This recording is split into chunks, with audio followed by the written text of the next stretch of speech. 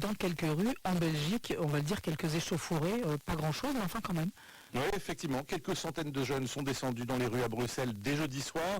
Les réseaux sociaux appelaient à honorer la mémoire de Noël. Rebelote vendredi soir. Au bilan, 2 voitures incendiées, ainsi que près d'une centaine de personnes arrêtées.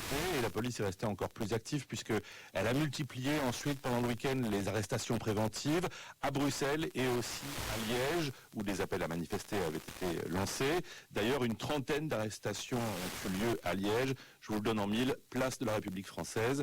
Au total, 200 arrestations préventives en Belgique depuis jeudi.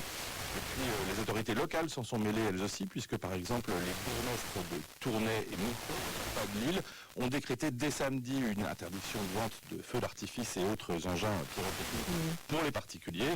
Après avoir constaté et puis une augmentation en flèche des ventes, on ne pense pas que ce soit pour le 14 juillet, affirme-t-on ici, mais cette interdiction aspire aussi à empêcher que soit utilisé en Belgique même.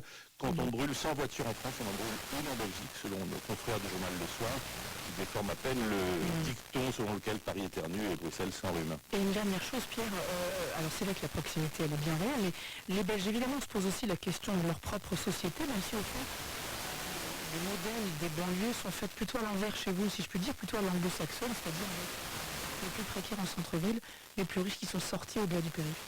Effectivement, il y a ce constat partagé, les contrôles policiers, les faciès, les relations tendues entre les jeunes et la police, surtout à Bruxelles, une ville qui d'ailleurs est officiellement bilingue, français-flamand, ce qui fait qu'elle ne peut pas se prévaloir d'un modèle d'intégration unique, un constat qui vaut d'ailleurs pour l'ensemble de la Belgique, puisque l'intégration en français et en flamand diviserait les communautés d'une même origine, voire des familles.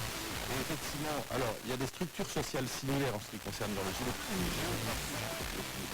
Ici, la géographie, vous avez très peu de